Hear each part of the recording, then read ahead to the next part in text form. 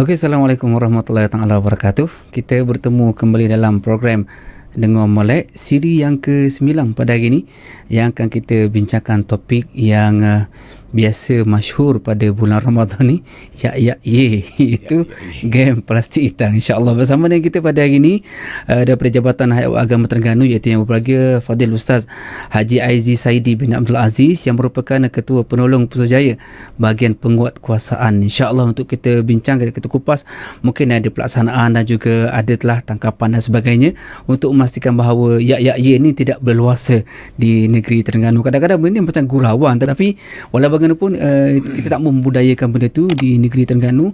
Game plastik hitam apa semua, tapi sinonimnya bila masuk bulan puasa ni, game plastik hitam yang sangat popular lah. Jadi bila sebut game plastik hitam ni, mestilah sinonim dengan bulan puasa dan terus menjadi topik yang dibincangkan. Ada gerai-gerai yang membuka sebelum waktu yang dibenarkan dan sebagainya. Jadi mungkin Fadil Ustaz sendiri boleh ceritakan bagaimana pihak Jabatan Agama ni bermula, ataupun Ustaz sendiri bermula untuk operasi game plastik hitam tu sendiri. Mungkin Ustaz boleh ceritakan kronologi ataupun bagaimana benda ini bermula. Silakan. Okay, Alhamdulillah.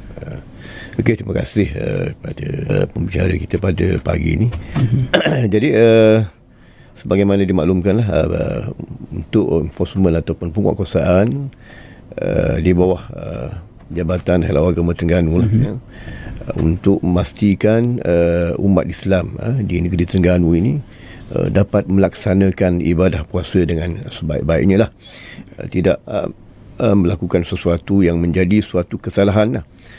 Kalau kita lihat antara kesalahan di bawah enactment kesalahan jenayah syariah negeri Terengganu Ta'zir 2001, antaranya ialah tidak menghormati Ramadan, Section 19, ya. Jadi oleh kerana itu, kita di bahagian penguatkuasaan telah melaksanakanlah antaranya dari segi kita memberi makluman awal kepada masyarakat Islam lah, supaya mereka ini tidak terlibatlah dengan kesalahan di bawah enactment kesalahan jenayah syariah negeri Terengganu ataupun Section 19 ini, tidak menghormati Ramadan, yang mana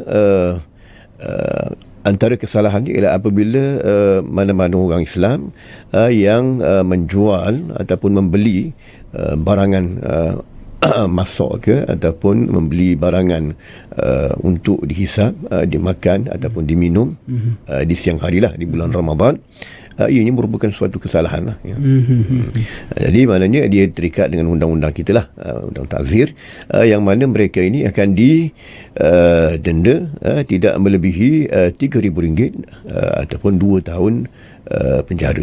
Ini kesalahan bagi mereka yang tidak menghormati Ramadan, ya. Jadi bagi kita bahagian penguatkuasaan, kita telah mengadakan suatu kempen lah. Mana sebelum tu kita beri pendedahan awal kepada masyarakat sebelum masuknya bulan Ramadan lagi. Kita telah lancarkan kempen Op Supik Hitam. Ini suatu antara ialah negeri Terengganu kita ni, kita panggil plastik, panggil supik. Supik, betul. Jadi supik inilah maknanya yang apa orang kata menjadi kebiasaan lah kepada masyarakat kita ni, untuk memastikan tak adalah geng supik hitam. Maknanya sebab kita tahulah supik hitam ni bila mana bawa orang tak nampak lah benda apa barang dalam, ya.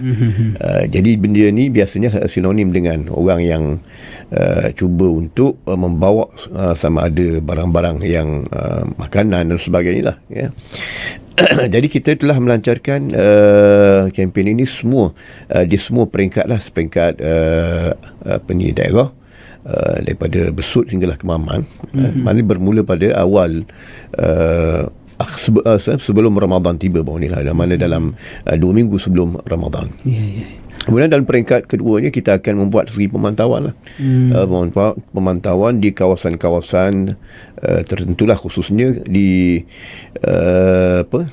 kedai-kedai yang menjadi hotspot yang sebelum ni kita dah terima aduan dan sebagainya. So kita akan pastikan mereka ni dapat melaksanakan ataupun mengikut apa yang telah ditetapkan oleh pihak kerajaan, yang mana mereka boleh dibenarkan untuk membuat jualan bermula jam 3 petang 3 petang sehinggalah 6 pagi. So dia orang boleh buat jualan untuk makanan lah, bagi mereka yang Islam lah, pun non Muslim tu bukan bawah tanggungan kita lah.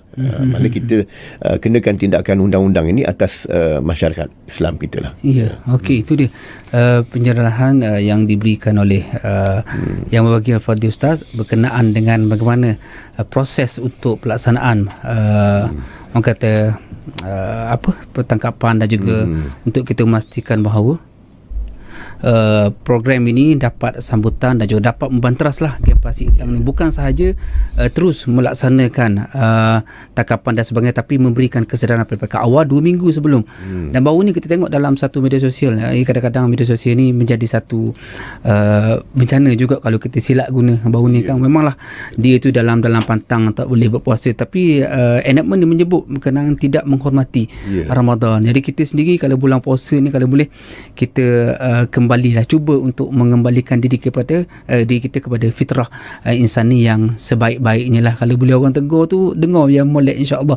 Sebab kita tengok live dia tu, kadang-kadang orang tegur dah dia, okey, tak berakhlak ya, tapi bila kita tengok ada tindakan telah diambil oleh pihak yang berwajib, barulah kita pun rasa sedih sebenarnya. Sebab apa? Tapi itu ujian yang beliau lalui. Tapi di pihak kita pastikanlah anak-anak kita dan juga rakan-rakan kita supaya tidak terlibat, dan juga kita doakanlah semoga mereka-mereka ni dapat kesedaran melalui kerjasama antara Jahid dan juga unit-unit yang lain untuk memastikan bahawa geng-geng dapat dihapuskan pada tahun ini dan tahun-tahun yang mendatang, insya-Allah. Walaupun namanya plastik hitam ataupun mesra dengan ya dan sebagainya, tapi kalau tak ada peniaga, mungkin tak ada lah geng-geng ni. Jadi masing-masing beri kerjasama yang baik. Kalau nampak ada kedai beroperasi awal sebelum pukul 3 tu, boleh maklum kepada jabat agama dah untuk diambil tindakan dan sebagainya. Baik Ustaz, mungkin boleh kongsikan kepada kita sepanjang operasi ni lah, mungkin ada cara dan juga hello yang telah pun dijumpai, bagaimana taktik perniagaan ataupun taktik mereka membeli. Mungkin ada kod-kod rahsia yang mungkin sukar untuk diketahui dan sebagainya. Silakan. Beginilah, sebenarnya pembeli ni yang membeli makanan ini, dia ni dah jadi orang kata pembeli yang biasalah, yang sentiasa berurusan lah dengan pihak kedai itulah. Mana sebelum puasa pun mereka dah pernah berurusan beli, mendapatkan makanan, itulah biasanya begitulah. Maknanya tidak adalah kod-kod rahsia dan sebagainya. Cuma apa daripada pandangan kita, daripada siasatan kita lah, yang mana mereka ini dia akan mendapatkan makanan ini secara, ada yang pesan awal lagi pun ada. Dia buat pesanan awal, kemudian dia ambil je. Dia ikut jalan belakang lah. Ikut jalan belakang. Ada setengahnya tu kedai tu dah beri tahu laluannya, lalu masuk kedai, tengoklah, pilih nak apa ni, lauk apa. Dia dah sedia dah lah. Maknanya benda tu berlaku sebelum pukul 3 lagi lah, dalam pukul 12.30 hari lagi, awal lagi lah. Biasalah waktu tengah hari memang waktu lapar sungguh lah tu. Jadi dia mereka ni akan diberikan pilihan lah untuk makanan benda yang biasanya begitulah. Kebanyakan yang berurusan tu orang yang dia dah kenal dah, gitu. Maknanya tak mau pecah rahsia tu, pastikan orang-orang ni kenal dah. Kenal ataupun melalui ada kabel dah. Okey. Jadi mungkin di kalangan dia tu dah ada kod rahsia ataupun signal yang tersendiri kot untuk pastikan bahawa benda tu selamat, ataupun menu tu sudah sedia untuk di pick up dan sebagainya. Jadi itulah kata mereka-mereka yang buat benda-benda ni pun dia ada taktik sebab tu kadang-kadang kita kena ada pencegahan, bukan sahaja daripada kita sendiri, bukan daripada pejabat agama sendiri, bahkan kita juga masyarakat juga main peranan. Kita tengok dulu benda-benda ni payah nak berlaku sebab masyarakat dulu sangat prihatin berkenaan dengan solat Jumaat. Kalau kita tengok dulu sembahyang Jumaat pun kadang ada mokcik-mokcik pusing di siap masjid untuk pastikan tak ada ni budak-budak muda ni duduk saja. Maknanya waktu semua pasti masuk dalam masjid dan sebagainya. Jadi hak pasir hitam ni pun sama juga. Orang dulu payahlah kita nak jumpa. Tapi hari ni kita melihat mungkin orang kata ada kecanggihan teknologi dan sebagainya. Kadang-kadang kita malu hak dak puasa ni yang lebih berusia dah, kadang-kadang bukan budak-budak. Jadi itulah kadang-kadang betul budak-budak puasa. Budak-budak puasa. Mau nak buka boleh dah pukul 4 baru tanya. Dia pukul 12 ada dah Ustaz. Okey lah 13 jam je. Bukan lama pun. Dan puasa ni sebenarnya yelah, puasa ni kalau kita tengok dalam banyak-banyak rukun Islam, satu puasa ni dia berbeza dengan rukun Islam yang lain. Ia bersifat menahan. Jadi kita payah sebenarnya menahan ni banyak mengajar kita, mendidik kita, sebab menahan ni bukan satu perkara yang mudah. Macam kita kata menunggulah, tunggu orang Allah seksanya menunggu tak. Jadi begitulah kita bulan puasa ni kadang-kadang kita mari fikir juga. Betul juga menahan juga menanti ni benda yang agak susah nak dibuat, walaupun nampak senang. Kalau kita tengok pokgat kan duduk saja dalam pondok, sedar kerja jaga duduk saja, tanya dia macam mana tak, dia payah sebenarnya, tapi itulah sifat puasa, menahan diri.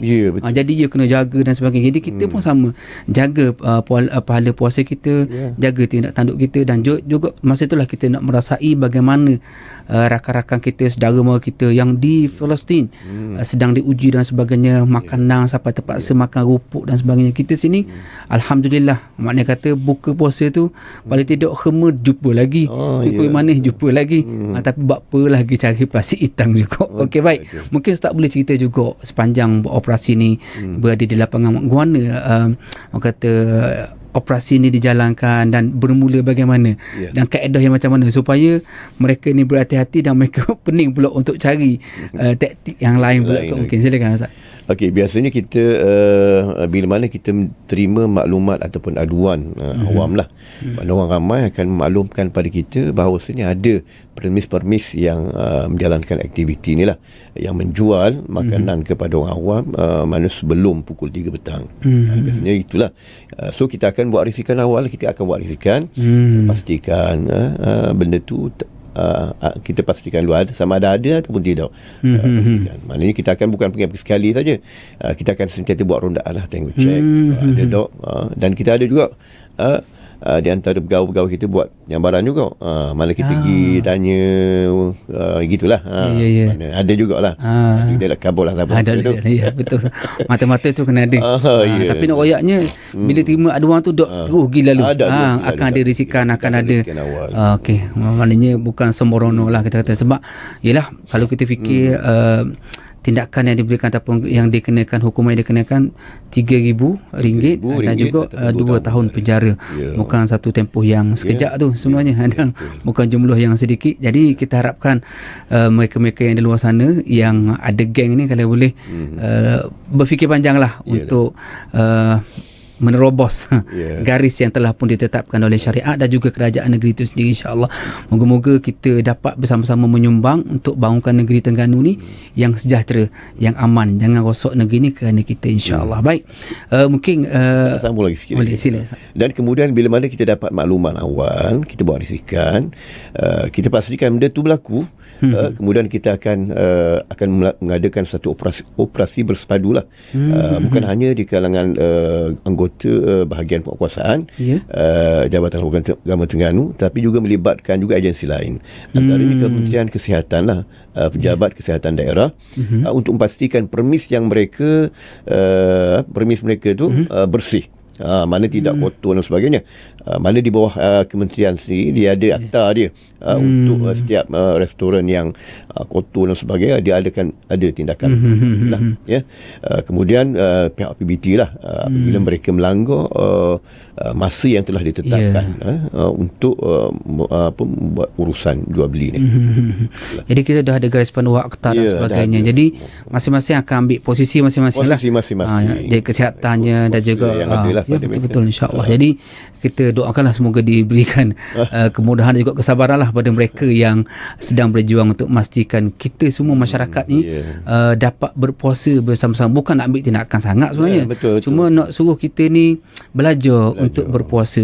Tapi bimbang juga kadang-kadang bila dah meninggal baru nak belajar. Kadang-kadang bila dah sihat sangat tu barulah kita rasa nyesalnya dosa-dosa yang lama. Tapi dengan adanya operasi ni, jadi kita harap dapat memberi kesedaran kepada semua masyarakat yang ada di luar sana, insya-Allah. Jadi mungkin ada situasi yang di luar jangka sepanjang operasi ni sedang. Saya juga yakin bukan tahun ni bukan tahun pertama, bahkan dah bertahun-tahun. Jadi mungkin ada operasi yang di luar jangka berlaku. Di luar jangka ni kadang-kadang tu kita ialah biasa masa kita pergi tu adakan operasi ialah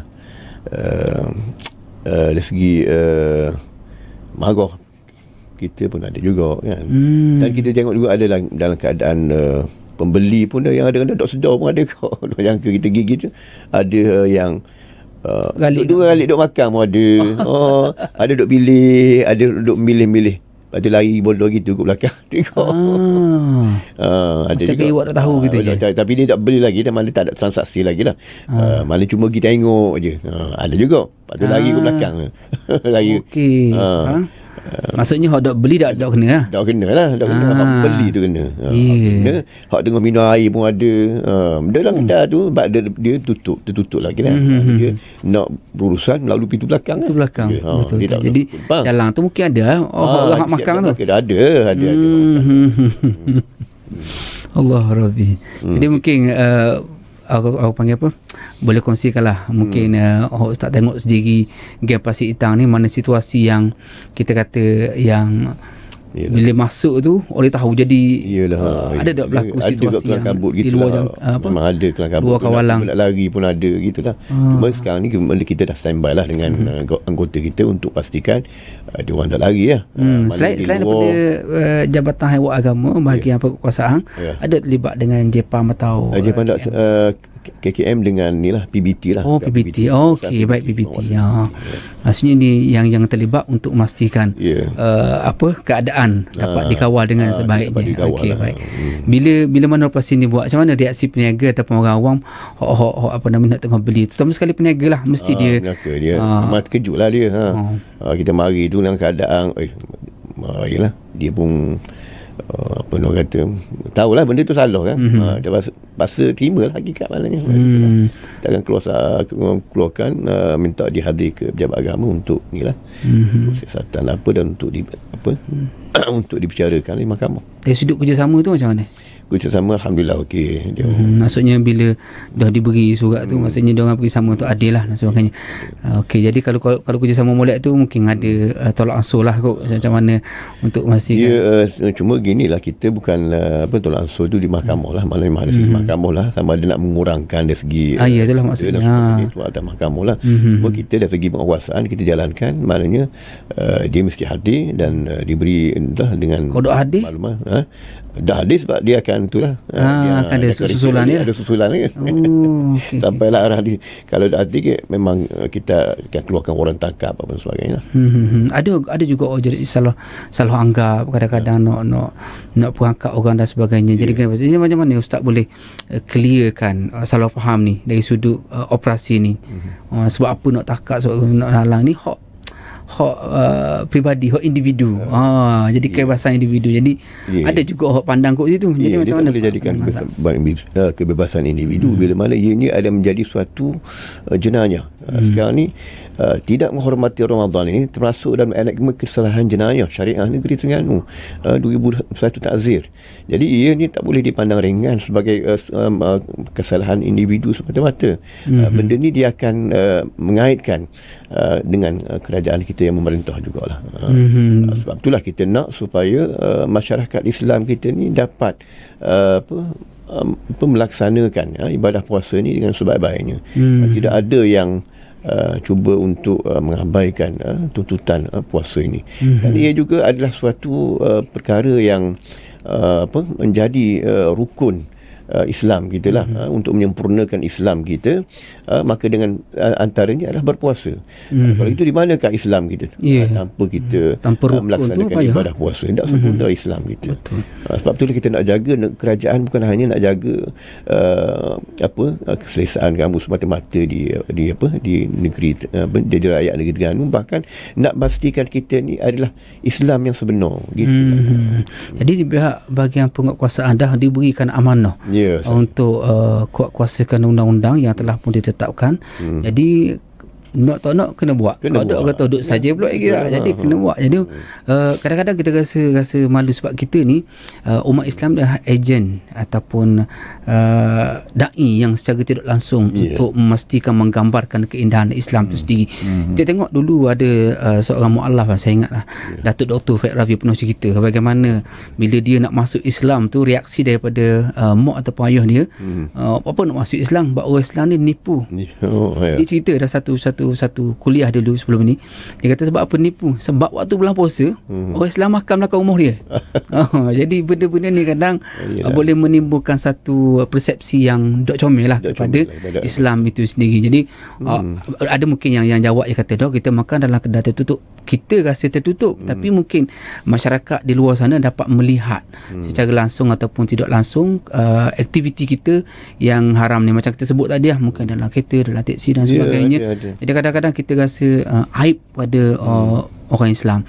Kita sebagai umat Islam yang cuba, yang sedaya upaya menjaga, lagi bahagian penguatkuasaan Jabatan Haiwan Agama sendiri telah pun mengadakan bukan sekadar ops untuk ambil tindakan, tapi pun mengambil mengedar risalah dan sebagainya untuk memastikan peringkat awal tu kita bersedia untuk masuk bulan Ramadan, dan kalau boleh elokkan sesuatu yang melanggari akta dan sebagainya. Dan baru ni waktu berjalan balik daripada KL, daripada Kuantan baru ni sempat singgah satu RNR, seorang muallaf Cina muallaf dia satu keluarga, kita tengok dah dia ni Cina, anak dia pun Cina, lepas tu berhenti tunggu azan. Saya kata tapi dak tegur dia, sudah makan apa sebut tu, kita sudah pergi semayang balik, dia ada di situ, tanya dia Muslim.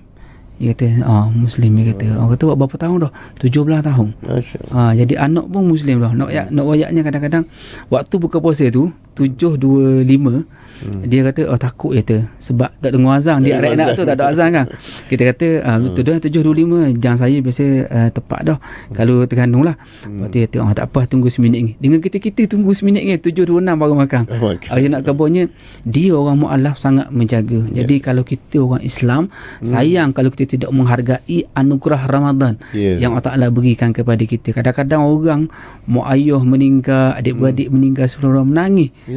Tak masuk Ramadan. Kita masuk Ramadan, kita persiapkan Ramadan. Kalau boleh kita tambah rugi lagi ni kalau kita kurangkan dari sudut baca Quran, tarawih kurang tu boleh tahan lagi lah, sebab asasnya adalah puasa. Puasa tu sendiri yang paling perlu. Setahun sekali je, hari lain wallahu alam. Kalau bulan puasa pun gagal, bulan lain wallahu alam lah. Okey, baik. Okey, mungkin boleh ceritakan bagaimana para yang melakukan operasi ni mengawal situasi apabila suasana ada provokasi dan sebagainya. Jadi macam mana tim BBT dan sebagainya untuk kawal keadaan tu? Pasti kalau kita orang muda cemas sikit kan Ustaz? Biasa begitulah. Mana ni kita kadang-kadang biasalah terima tumahan macam-macam, orang katalah apa semua kan. Tapi kita sebenarnya kita memang kata biasalah benda tu kita akan sabarlah dengan apa tindakan orang yang kata kepada penguasa ni. Namun tindakan kita itu bukan perkara yang sia-sia, tapi cuba untuk memperbaiki keadaan supaya tidak ada perkara-perkara yang salah lah mereka lakukan. Kita sama-sama nak jaga kehidupan kita. Kita nak mengelakkan kemurkaan Allah Subhanahu Wa Taala.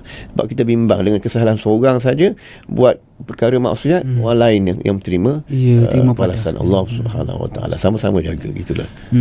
Maknanya kita sama-sama jaga, kita sama-sama peringat antara kita. Kadang-kadang tak cukup dengan risalah hak beri tu, perlu kepada enforcement ataupun perlu kepada tindakan yang perlu diadakan. Maknanya kena marah tu biasalah. Ya. Kalau operasi hak lain melibatkan operasi hotel sebagainya, tak adalah. Mana bulan puasa pun ada juga kita buat, ya. Bukan kata bulan puasa tak ada tangkapan untuk kes section 31 khaluat. Ada. Dalam maklumat saya sekarang ni lebih kurang dalam 13 tangkapan lah kita buat. 13 tangkapan. Saya rasa malu saja. Ya, saya bulan-bulan Ramadan 19 cakapan 13. Nak sama lagi dah ni. Google boleh. Siang hari pun ada. Ya. Oh Rabbi. Masya-Allah. Mungkin dok terdedah dengan Allah. Itulah kesedaran lah itu. Kesedaran. Perlulah masyarakat. Maksudnya bukan suatu kerja yang mudah, tanggungjawab bahagian pelaksanaan ataupun pemerkasaan penguatkuasaan ni bukan satu benda yang mudah lah. Betul. Nak pastikan hak ni game pasir hitam. Tak selesai gitu. Okey, baik. Kita balik kepada kita punya topik kita, game pasir hitam yak kita ni.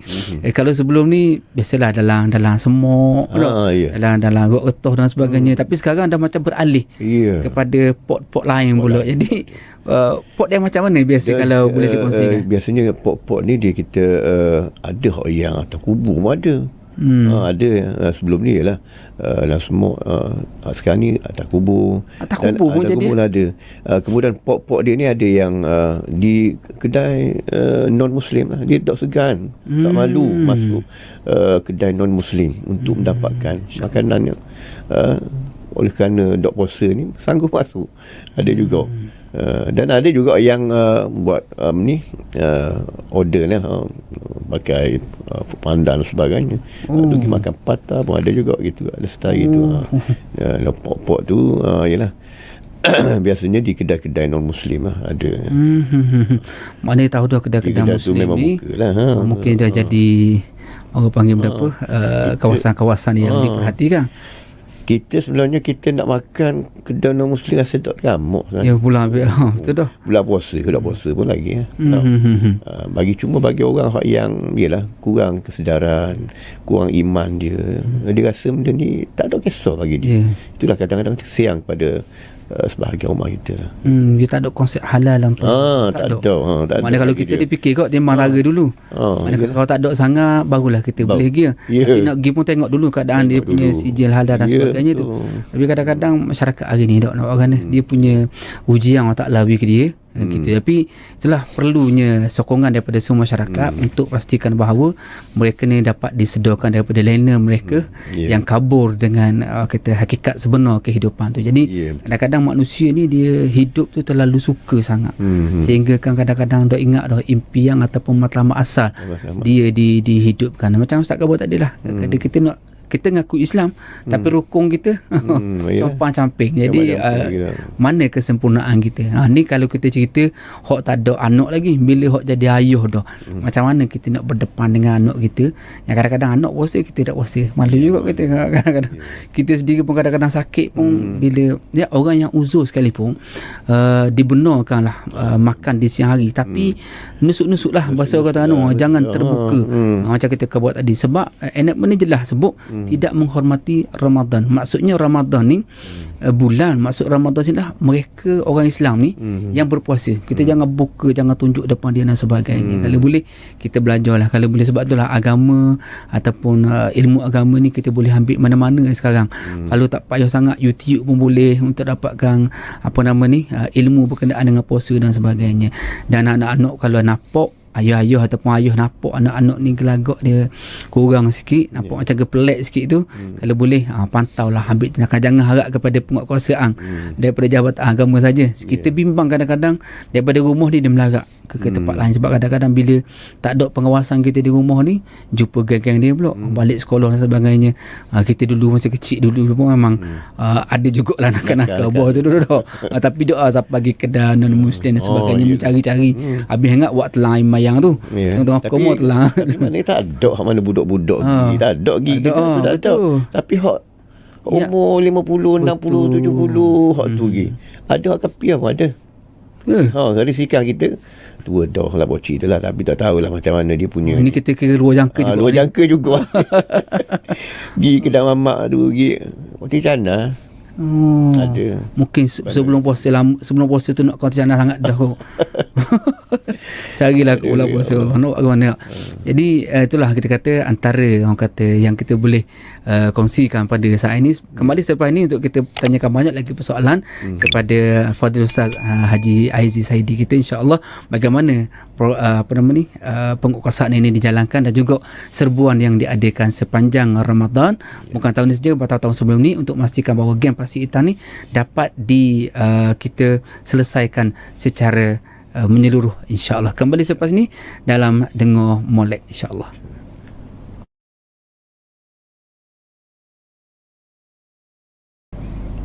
Okey, bertemu kembali episod ke-9, masih lagi dalam Dengar Molek kita bersama dengan Ketua Penolong Putrajaya Bahagian Penguatkuasaan Jabatan Halal Agama Terengganu untuk kita bincang berkenaan dengan YAY atau Pasir Hitam punya geng ni untuk dibanteras, dan juga kita war-warkan supaya kesedaran itu timbul di kalangan masyarakat dan mereka yang di luar sana yang mungkin ada CP-CP nak masuk geng Pasir Hitam ni terus berwaspada, kerana hukumannya bukannya sedikit, RM3,000 dan 2 tahun penjara. Tengoklah mana yang berat, ataupun kedua-duanya sekali kot, kita pun tengok pada hukuman dunia. Hukuman dunia tu di akhirat Allah alam. Tapi itulah, moga-moga dengan adanya pencegahan seumpama dengan ini, adanya pasukan ini, insya-Allah dapat memberikan pengurangan dari sudut geng-geng ini terus merajalela dan sebagainya, insya-Allah. Baik, kita tahu geng Pasir Hitam ni bukannya dia kadang-kadang dok semua tahu hukum, ada juga orang tahu kadang-kadang oleh kerana pergaulan sebagainya, tapi dia buat juga nak kata dok malu bila kena takak kau nak ambil gambar akak tangan dan sebagainya, tapi dia benda ni mungkin dah jadi budaya, normalisasi satu benda yang tak apalah, kita kita buka ni hak kita dan sebagainya. Jadi mungkin Ustaz rasa faktor apakah yang sebenarnya paling besar mendorong mereka ni untuk berbuat demikian? Satunya mungkin dari segi denda yang kita kenakan, tindakan. Ya, itu kita pun bawah elemen kita hanya 356 tu lah. Mana 3 tidak melebihi RM5,000. Tapi yang bawah Section 19 ni RM3,000 ya. 2 tahun penjara je lah. Dia tak lebih pada itulah. Mungkin atas kurang denda, maka orang berniaga biasalah kan. Duit jualan bukan sikit, mana setiap kali jualan mereka rasa biasa, tak ada masalah untuk bayar RM3,000 tak ada masalah, bagi dia bagi biasa lah. Jadi bila mana dalam diri ni rasa orang kata mudah nak bayar tu, jadi dia rasa tak ada masalah. Maknanya rendah lah. Maknanya kita rasa ni lah, orang kata apa yang dia kenakan tu lalu boleh lagi tak ada masalah, boleh tampung keuntungan dia. Itu dari sudut peniaga. Kalau orang kata orang awam ni, yang pergi kedai beli makanan ni lah, kadang-kadang kita rasa yelah bukannya banyak duit sangat. Kalau banyak duit dah akan cari kedai gitu rasanya. Betul dah. Jadi biasanya orang susah yang perginya. Orang yang berharta dia tak pergi pun. Walaupun dia tak mampu nak berpuasa, dia akan ikut cara lain lah. Takkan dia masuk rumah beli makanan tu, hak ada rumah gitu lah. Tapi bagi orang ni, dia tak tahu cara nak ni, kadang-kadang dok mikir panjang, cari kedai apa semua gitulah keadaannya. Jadi itulah bukan satu perkara yang mudah sebenarnya.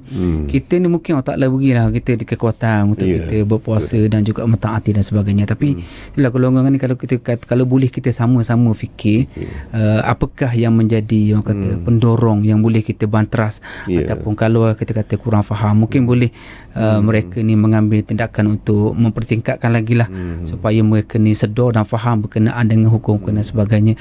Kalau sebelum ni kita ingat ada pendekatan kepada golongan golongan-golongan tertentu untuk dibimbing, bawa ke semayang dan sebagainya. Ada aktiviti lah yang saya tak sebut lah geng mana. Cuma mungkin geng Pasir Itang ni juga boleh kita himpunkan mereka untuk sedarkan mereka melalui satu program yang membina kata modal insan dan sebagainya, untuk mereka lebih kuat dalam mereka untuk fikir panjang. Kalau orang tua fikir pasal anak-anak cucu dan sebagainya, supaya benda tu boleh jadi tampung. Bila nak buat tu rasa kalau gini jadi, kalau gini jadi. Maknanya fikir panjang tu ada. Sekurang-kurangnya, insyaAllah paling-paling kurang pun daripada 10 orang boleh kurang 5 orang terdepan. Alhamdulillah lah. Cuma masing-masing kena ambil peranan masing-masing lah. Peranan masing-masing. Kalau ingat budaya dulu tu, sebab tu kadang-kadang peluncuran indahnya hidup bersyariat di Kerajaan Terengganu oleh Esko Penerangan ni satu benda yang saya rasa cukup besar sebenarnya, untuk menghidupkan kembali budaya serumpun ataupun saling prihatin, berganding bahu untuk mewujudkan keharmonian, kesejahteraan kampung negeri kita ni dapat dihidupkan kembali. Budaya dulu. Kalau kita nak back war kan senang kan. Maknanya dah nak pergi ambil bulu siapa ada rumah dan sebagainya, saling tolong menolong. Anak kita duduk buat salah nak mandi sungai, siapa ke rumah kita kadang-kadang. Jadi kalau boleh budaya dapat dihidupkan kembali. Tapi budaya nak dihidupkan, penerimaan pula kepada mak ayah kadang-kadang. Lain tengok bila kena marah, cikgu marah pun cikgu nak marah balik. Jadi kalau boleh kita sendiri selaku mak ayah ni lebih terbuka dan lebih berlapang dada bila orang cerita pasal anak kita. Sebab kita patutnya beruntung bila ada satu teguran dan sebagainya daripada orang lain untuk diri kita dan juga anak kita kan. Sebab sebaik-baik orang ni orang yang suka mendengar nasihat dan sebagainya, bukan orang yang beri nasihat. Beri nasihat tu bagus, tapi kalau beri saja tak dengar, masalah juga. Jadi gitu. Air dalam botol kalau curah semua habis lah. Itu umpamanya. Baik, kita balik kepada soalan kita. Sekarang pendekatan pihak berkuasa kita nampak makin aktif lah, dengan ada penyamaran, dan mungkin ada penyamaran tu akan masuk, selain ada beli juga, ada yang guna van jenazah dan sebagainya. Jadi macam mana Ustaz rasa cara ni lebih, cara-cara yang macam mana yang lebih berkesan berbanding kita fokus kepada compound ataupun saman semata-mata? Dia sebenarnya kalau di Terengganu kita tak ada compound lah, cuma yang ada denda lah. Mana dia kena hadir ke mahkamah. Kita di Terengganu kita tak ada saman lah untuk compound. Section 19 tak ada setakat ni.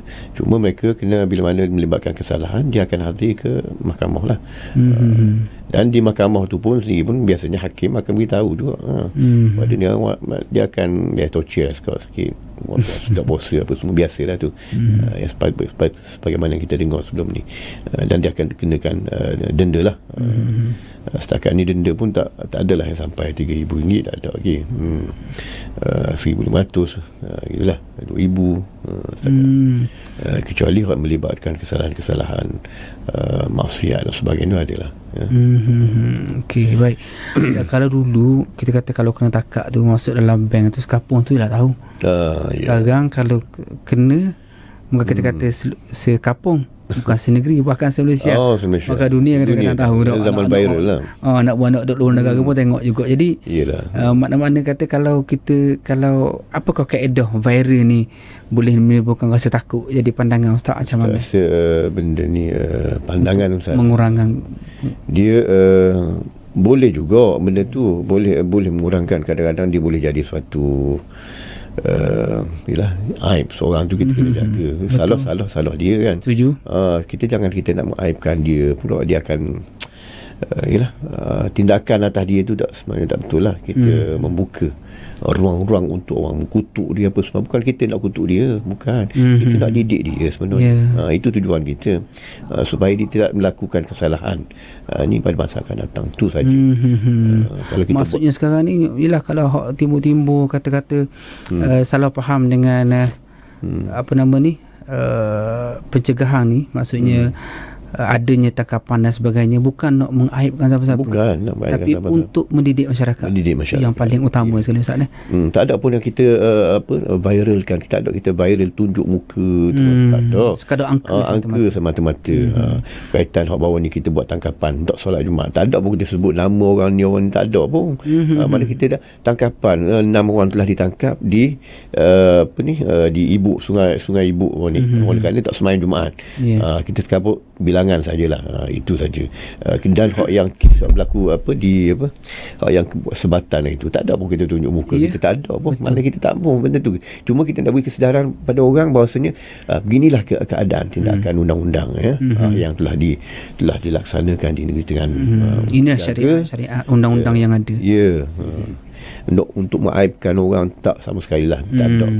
Dalam Islam tak ada. Lebih kepada mendidik masyarakat.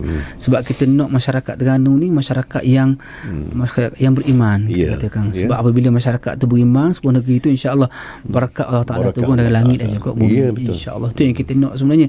Jadi betul lah kuasa viral tu boleh memberi kesan yang tu, tapi pada masyarakat pada hari ni kesan viral ni juga boleh menimbulkan rantaian dosa.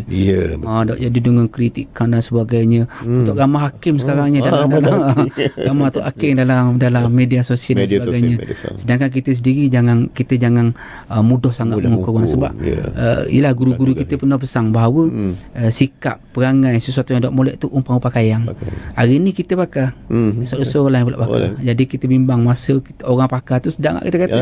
Tapi tiba kita pakai baru kita rasa malu. Jadi bila kita cemuh orang tu, biarlah cemuh kepada dosa, kesilapan dan sebagaimana yang dibuat pada hari ni lah, untuk banterah supaya pakaian ni dapat kita lenyapkan. Tak ada lah generasi-generasi akan datang yang pakai pakaian berlogo plastik hitam ni, insya-Allah. Jadi kalau kita bercakap ni, bercakaplah daripada hati ke hati. Yang masih tegar menjadi geng plastik hitam ni, mungkin ada mereka macam sebut tadi lah, mungkin kita boleh himpunkan dan sebagainya. Dan apa mesej santai tapi yang boleh menusuk kalbu kepada mereka-mereka yang mungkin pada saat ni menonton kita punya program. Jadi macam setakat dia bukan untuk menghukum, tetapi sama-sama kita fikirkan memberi fahaman berkenaan dengan erti sebenar Ramadan dan bagaimana keprihatinan Jabatan Haiwan Agama Negeri Terengganu melalui bahagian pemerkasaan ini, penguatkuasaan ini untuk mendidik masyarakat. Jadi hok tegur-tegur ni macam mana Ustaz boleh sentuh hati mereka mungkin, insya-Allah. Inilah kita nak masyarakat kita sedarlah. Puasanya sebulan je. Ada orang yang lebih tua boleh puasa.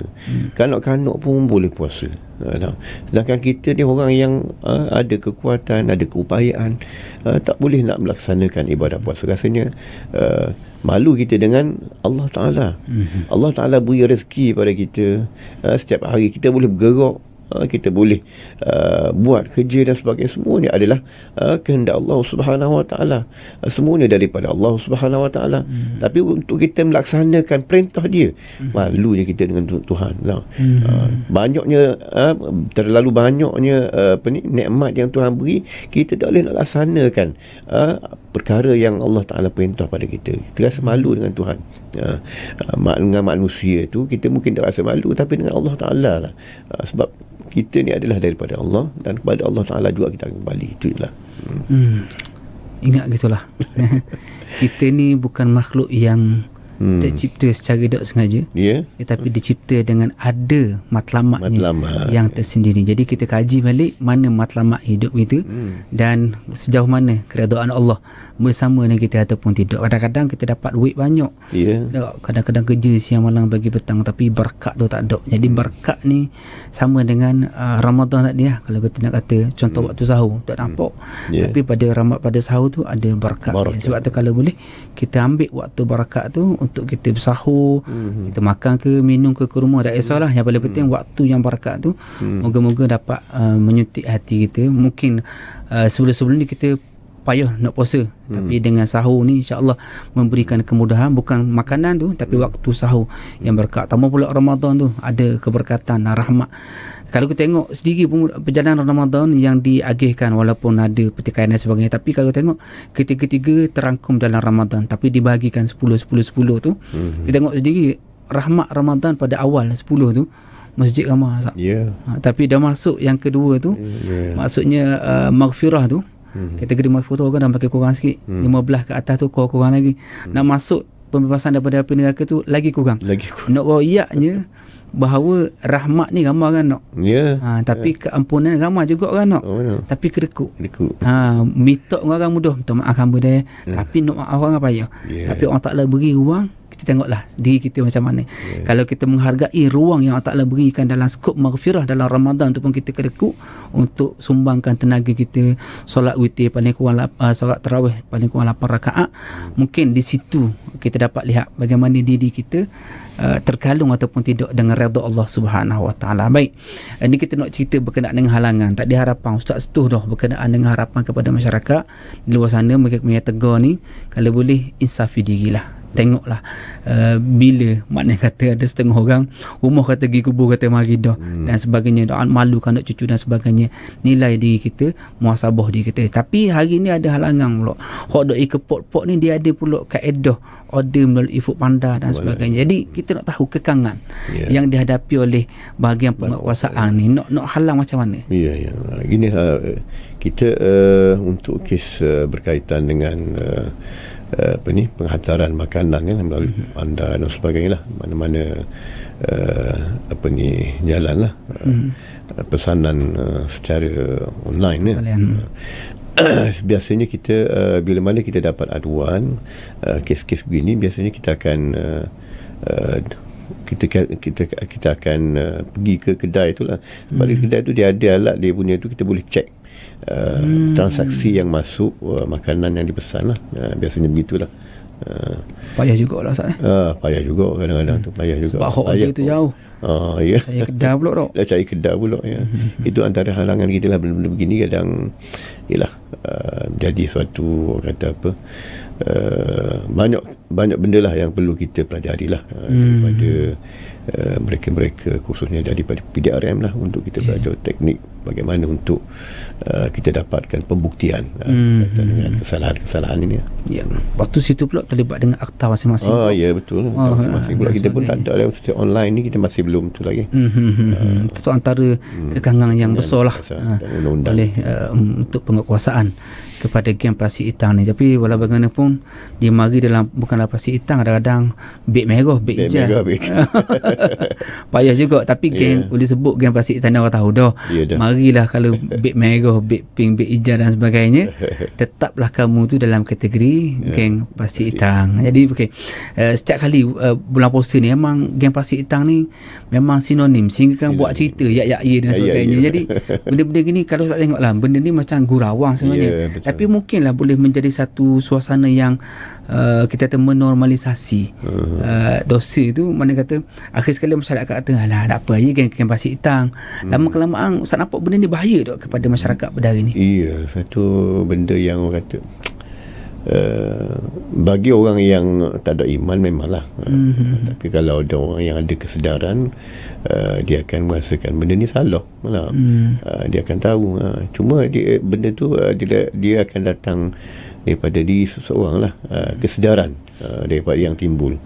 Bukan kata benda ni bila mana dia dah jadi biasa ni, orang tahu, bila orang tahu sebenarnya benda ni salah, pasti hitam ni benda salah. Ada orang yang ada iman, dia akan tinggal. Tapi kalau orang tak ada iman, dia akan move on, ambil je lah, tak ada masalah, beli lah, tak apa, tak masalah. Cuma sekarang ni tanya iman masing-masing tu je. Betul-betul. Jadi sepanjang operasi ni, kalau lah boleh Ustaz klasifikasikan ataupun letak lah, maknanya pekerja mana yang biasanya yang ditangkap ataupun terlibat dengan geng plastik hitam? Mungkin ada kategori-kategori tertentu. Ya, betul. Biasanya tangkapan ni melibatkan buruh-buruh kasar lah. Mereka yang kerja berat, pemandu logi, tengah panah dah. Yalah. Nelayan ada jugalah gitulah. Tapi itulah kadang bulan puasa ni memang panas sungguh tak? Ya, sungguh. Nama Ramadan. Betul. Betul. Saya ingat gitu lah. Sebab kadang-kadang pengerti yang Ramadan, betul kita kata erti Ramadan, maknanya kepanasan yang tu maksudnya satu, kita berada pada lembah yang panah. Gitulah untuk kita faham. Tapi kalau pemahaman ni tak ada, jadi bekal untuk kita kuat. Lepas tu kita kata kadang-kadang tu ujian orang lain, ujian kita lagu lain pula. Masa-masa ada ujian. Tapi kita alhamdulillah pengertian Ramadan tu ada. Jadi Ustaz rasa adakah kekurangan makluman ataupun sentuhan rohani kepada masyarakat pada hari ini menyebabkan mereka jadi macam memandang enteng je dari sudut kewajipan puasa, sebab kesedaran tu tak tebal, tak sapa. Jadi macam mana mungkin akan ada perancangan-perancangan jangka masa panjang untuk bukan sahaja bagi saklar risalah semata-mata, tapi mungkin ada tempat-tempat hotspot yang boleh dijadikan peluang untuk berikan tausiah dan sebagainya, contoh di pasar malam ataupun di pasar-pasar macam kita tengok di dekat airport tu, kita tengok kan ada orang ramai-ramai orang kumpul. Sebelum puasa tu mungkin boleh ada aktiviti yang kata santai dakwah dan sebagainya, dakwah lah kan, untuk tebalkan mereka punya pemahaman berkenaan dengan Ramadan, supaya dok mudah Allah lah makna kata. Betul, macam masa baru ni saya punya seorang kawan tu siapa nak apa panggil dehidrasi dok, sebab terlalu panas. Jadi mandi kalau boleh, jangan tu kalau hot main tengah panas ni, kita faham lah golongan tu. Jadi nampaklah golongan mana yang menjadi orang kata geng pasir hitam yang biasanya. Tapi ramai-ramai ni ada doa kita sebut tegar tadi tu, maknanya setiap tahun dia kena umur kita. Dia umur tu. Ada tak? Setakat ni tak ada lagi dah. Tak ada orang yang berlainan semua lah. Cuma premis tu adalah.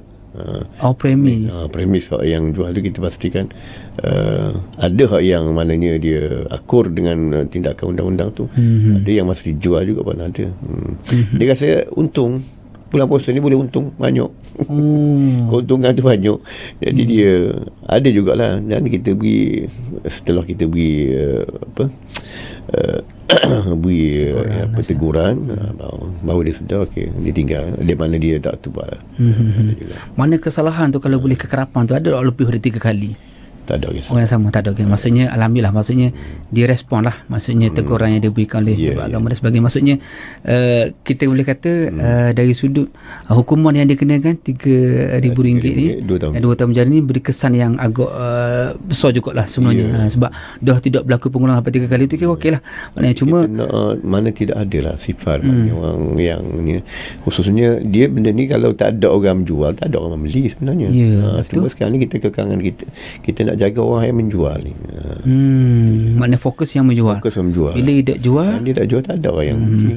Mungkin dia dapatkan benda lain daripada cara-cara yang lain, tapi maknanya tak ada secara orang kata apa ni lah, pakar nak makan pergi kedai tu, nak makan kedai tu. Tak ada gitu. Maknanya mata rantai tak ada.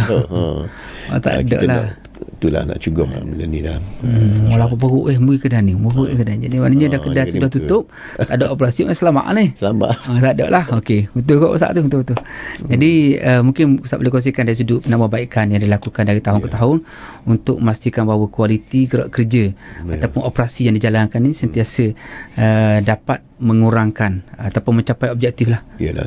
Jadi alhamdulillah kita terima kasihlah kepada pihak UBDI yang jemput, dan saranan kita lah untuk akan datang ni kita akan sentiasa memastikan lah dari segi gerak kerja kita supaya masyarakat Islam di negeri Terengganu ni dapat melaksanakan ibadah puasa dengan sebaik-baiknya. Dan bagi bahagian puasa pula kita akan pastikan sentiasa pemantauan, rondaan setiap masa lah. Mana kita walaupun hari kerja, kita akan hari kerja, hari dok kerja pun sentiasa ada rondaan. Dan kita mana kita cek pada tempat-tempat awam, perniagaan gitulah. Mana pada waktu yang inilah yang ditetapkan lah. Mana lebih pada pukul 3 petang tu kita tak ambil tahu lah tu. Sebelum tu lah biasanya pukul 12, pukul 1 tengah hari gitulah. Setakat ni pemantauan adalah yang kita tegur dan sebagainya. Lepas tu dia berbalik, maknanya dia akulah dengan apa ni. Kita nak supaya masyarakat kita, premis-premis yang ada di negeri Terengganu ni, dia tahu bila masuk Ramadan saja dah ada dah kita punya SOP bagi waktu nak berniaga apa semua dah difahami lah. Itu je lah kita nak. Maknanya nak masuk awal tu tak apalah. Masuk awal tak tapi apa. Jualan tu tak boleh. Pukul 3, sebelum pukul 3 tak boleh, kena selepas pada pukul 3. Jadi situlah kadang-kadang boleh membuka ruang fitnah dan sebagainya. Kalau boleh masing-masing ambil perhatian berkenaan dengan section yang dimaklumkan oleh kepada Ustaz di awal tadi, insya-Allah. Jadi kami juga mengucapkan terima kasihlah kepada yang berbahagia Ustaz Haji Azizi Saidi bin Abdul Aziz yang sudi bertandang ke studio dengan Molek ni untuk kita kongsikan. Moga-moga manfaat ni sampai kepada kita dan juga masyarakat luar sana dapat memberikan kerjasama yang baik dan juga ambil peranan masing-masing.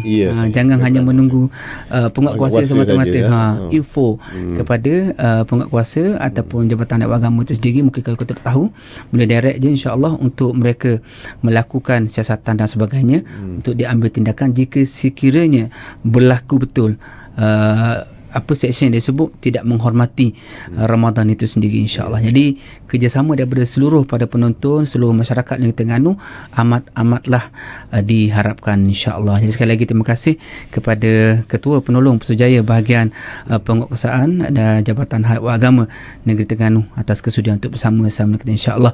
Jadi sampai di sini sajalah pertemuan kita dalam Dengar Molek. Terima kasih Ustaz dan juga terima kasih kepada semua para penonton kita, insya-Allah.